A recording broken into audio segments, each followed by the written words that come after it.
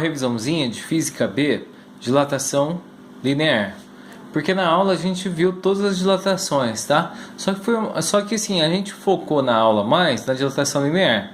Agora a gente vai fazer uma por uma, vou dar uma passadona bem rápido pelo conteúdo e a gente vai fazer um monte de exercício dos três tipos, tá? Agora a gente vai misturar os três tipos de dilatação.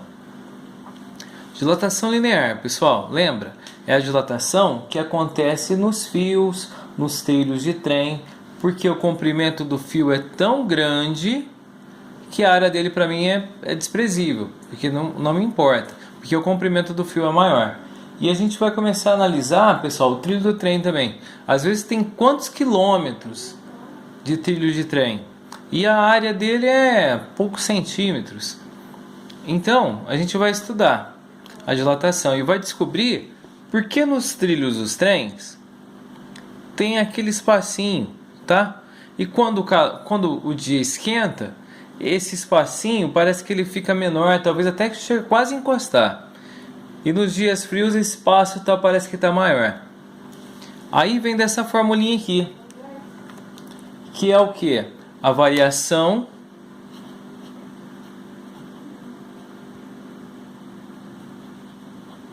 linear.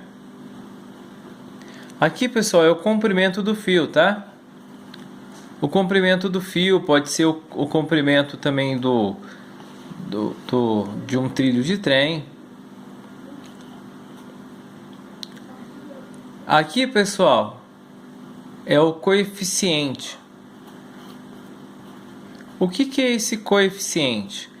Cada objeto é feito de um material. Esse material ele tem uma tendência a dilatar com calor. Tem material que dilata mais, tem material que dilata menos. Por exemplo, sim, os ferros, a família dos metais, eles dilatam mais que os materiais isolantes, que os plásticos. Então, assim, cada material ele tem a sua dilatação, tá? O exercício vai dar a dilatação linear de todos eles. Aqui, pessoal, é o delta θ.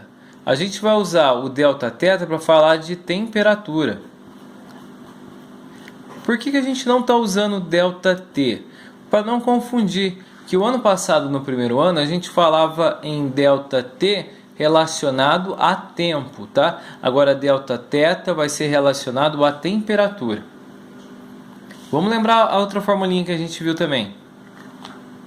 Essa daqui, pessoal, que é a dilatação superficial e dilatação da área. Essa dilatação, pessoal, acontece muito o quê? É uma dilatação assim que explica por que os pisos da casa da gente ele tem aquela folguinha, tá? Dependendo do material que o piso foi feito, ele tem o que? Uma junta menor ou uma junta maior. Depende muito do que o piso que ele foi feito. Por exemplo, se o porcelanato ele é feito de um outro material, diferente daqueles pisos cerâmicos normal, e ele aceita uma junta mais fina. Por quê? Porque a dilatação dele é menor. Então, aqui, pessoal, vai ser o que? A área da superfície. Se for um quadrado, a superfície, eu vou calcular a área de um quadrado. Se for um triângulo, vou calcular a área de um triângulo. Se for um círculo, vou calcular a área de um círculo. Então depende muito. Aqui, pessoal, é o beta. O beta ele vai ser 2 vezes o coeficiente linear. Por quê? Porque nesse caso ele vai aumentar para 2 lados, tá? Ele aumenta tanto na largura quanto no comprimento. E aqui a mesma coisa. Aqui é a variação de temperatura.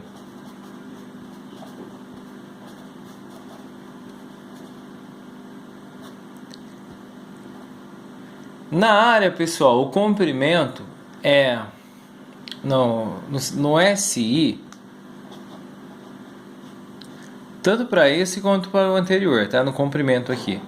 No SI, a unidade de medida é o metro. Mas, se eu der a resposta em centímetro, não é errado. Só que o exercício me pedir, dê o número em metros. Por quê? Às vezes é mais conveniente a gente dar a resposta assim, porque tirando da unidade. Porque, por exemplo, assim, tem tantos quilômetros. Aí, para ficar um pouco mais limpo, a gente pode dar a resposta em centímetro. Ou a gente dá, mas assim, se você calculou e deu a resposta em metro, coloca lá que você deu a resposta em metro. Se você calculou e deu a resposta em centímetro, coloca no final, depois do teu número, o que você deu aquela resposta. Se o exercício não pedir para a gente converter, a gente pode deixar, tá? E, pessoal, a dilatação do volume ou dilatação volumétrica, tá? Que vai ser que nesse caso o volume a gente vai calcular o volume da figura, tá? Por exemplo, se for um prisma, se for um cubo, se for um paralelepípedo, a gente calcula o volume daquela figura que foi apresentado pra gente, tá? Aqui, pessoal, o objeto ele vai crescer de 3 lados, ó.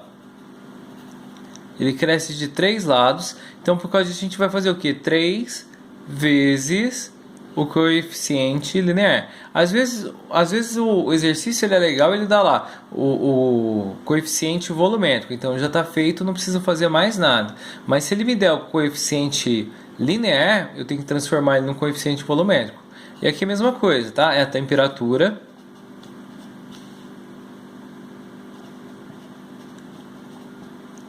Vai ter uma temperatura final, uma temperatura inicial. Pessoal, agora eu vou fazer com vocês alguns exercícios para demonstrar como utilizar as 3 fórmulas, tá? Vai ter um vídeo agora só de resolução de exercício. Eu encontro vocês lá. Até!